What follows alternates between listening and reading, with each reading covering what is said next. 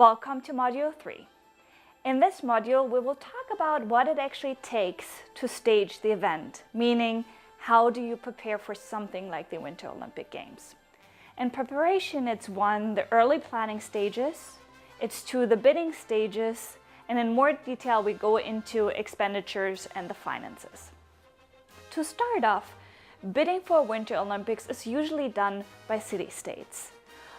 Over the last decades, cities, global cities, world cities have grown more and more in importance, and it's not necessarily the nation that stands in that center of the media attention. Seeking such a mega event from a city takes a lot of work, collaboration among different stakeholders. These can be individuals, powerful individuals, elites, businesses come together, all of which have to cooperate to make that one goal happen of actually winning an Olympic bid.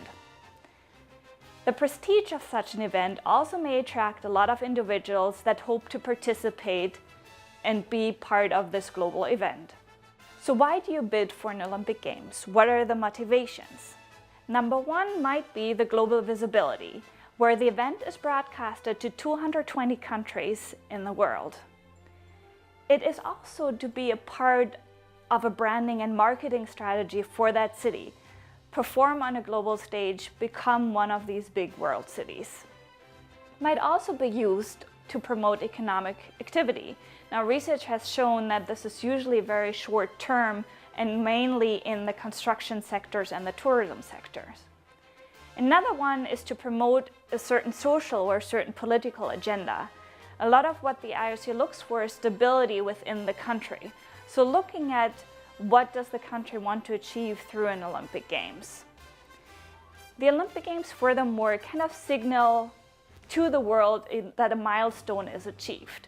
A milestone to either come back on the world stage or establish oneself as a major tourism destination. And finally, a lot of motivation comes from the benefits that one can actually reap from an Olympic Games. These could be legacies in infrastructures, legacies in facilities. However, these have to be very long planned for and prepared for. How do you actually become a bidder? Usually what cities need is a champion. It's the mayor, it is a large, strong business elite that come together to decide we're staging the bid, because the bid alone requires millions of investments. The path to actually becoming such a bidder, handing in a bid, might take several decades as the planning preparations for such an event are intensive. Usually when you look at, especially in recent history, there are several cities that bid multiple times for the Winter Olympic Games to finally become a candidate. While the IOC only requires about a 9-year preparation period, cities usually start way before then to basically build up that momentum within their host, within their city. In order for a bid to be seriously considered and announce that interest to the IOC, there are several important things that the bidder needs. One is they have to prove that they actually have the financial stability and can mount the billion investments that are necessary to stage an Olympic Games. Furthermore, what the IOC usually looks for is the capacity of the host. So has it hold other mega events in the past, like a World Exposition, like the World Cup, or like a Youth Olympic Games. Then they're looking at what are the actual benefits of that location. Do they have successful athletes in the past? Who are the sponsors who can support that event? What is the weather like? Can they actually stage a Winter Olympic Games? And finally, what is very important is to have the public support from the populace. For Sochi, it was, according to the bid files, 79 to 80%. Further requirements for an Olympic bid is also a certain message that you're sending to the world about your city, about the IOC. One of them is that you are a multicultural city and that you're very internationally oriented. All the events, all the public supports the ideas of sports, support the Olympic ideals, and are looking for a social change to become more integrative. One of the things that was recently added to the Winter Olympic Games was the care for the environment, where Lillehammer was one of the first was actually the first city who took particular interest in an environment.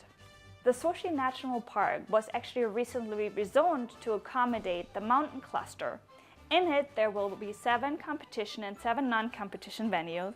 And as the evaluation committee states, these would be built within the Sochi National Park and near the Caucasus State Biosphere Reserve, a UNESCO World Heritage Site.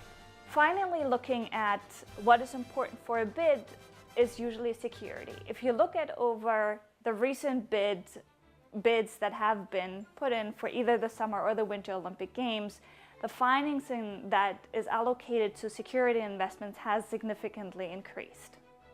So let's talk a little bit about money. And when it comes to mega events and the Olympics, there's a lot of money involved. They're expensive ventures that cost in the billions. So let's look at some of the different sources of revenue when it comes to hosting and managing an Olympic event.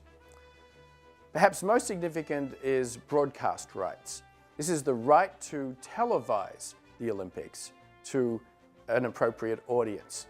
And usually audiences are determined by country. The IOC manages a subsidiary that provides the feed of content from modern Olympics that is then provided to national broadcasters for their own country's consumption. The audiences can be huge. The audience for the Vancouver 2010 Olympics was estimated at 1.8 billion people. The broadcasting revenue is substantial, and the United States is the single biggest market. It contributes approximately half of the total broadcast revenue for the Olympic Games. Of the broadcast revenue that's generated, a little over half goes to the IOC, and the rest goes to the host city and country for the preparation of the site and the event. As a sense of scale, NBC for the United States paid $4.4 billion for the next 4 Olympic Games, for the right to broadcast the next 4 Olympic Games. So this is a multi-billion-dollar investment on the part of television networks to provide programming around the Olympic Games.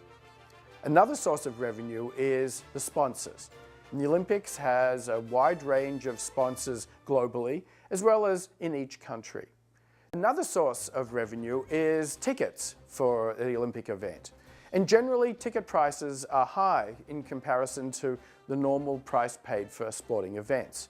For most events, there is a range of prices, although the lower price tickets tend to be quite limited. In Sochi, the lowest price tickets for early events are $17 to $34 US, and the highest price is $1,700 for the most expensive opening ceremonies ticket. So ticket prices can be costly, but equally difficult is obtaining tickets. Because of those tickets that are available, many are reserved for sponsors.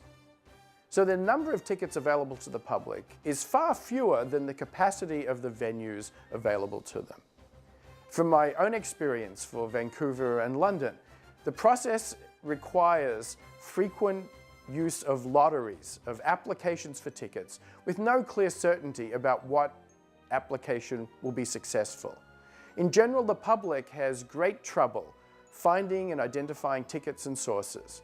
In each country, you will have a registered vendor that would provide tickets, and usually you must apply for those tickets.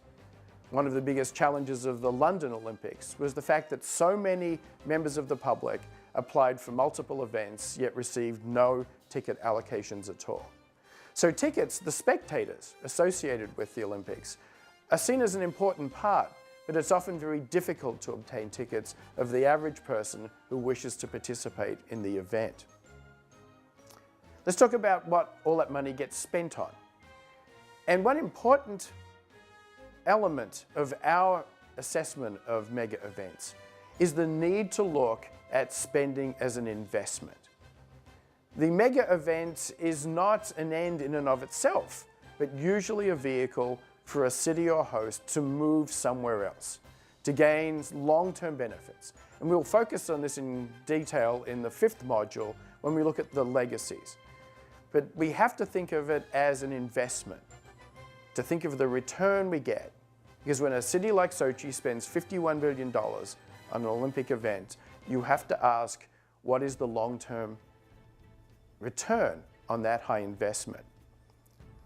Increasingly, the cost of hosting events is growing as cities provide new venues, new infrastructure, and add a lot of additional expense to the presentation of the Olympics. The city has choices it can make, and we'll talk about those choices when we come to legacies, but they can choose to use existing facilities or they can choose to make new ones. And those choices are part of the organization, the local organizing committee's decisions. We can see that in a case of Sochi, the Olympics is leading to all new venues, all new infrastructure in order to host the event. The expenses range from building new venues, from building housing, building the infrastructure, providing electrical services, providing everything that's necessary for the Olympics to be successful. It also has the operating costs, public relations, media, ticketing, and security. Overall, Sochi is expected to cost $51 billion US. Vancouver cost $8 billion US. Sochi alone is spending more than Vancouver on its road and rail infrastructure. It is spending $2 billion on security, which covers 37,000 officers. It includes surveillance drones and the monitoring of communications. The complexity of the Olympics is something that we asked you to look into, to dig into as part of your understanding of the event. On the surface, we are presented with a spectacular event, but think about all that goes into making that event happen. What we'll do next time is look at the experience of the athletes and spectators and the events themselves for the Sochi Olympics.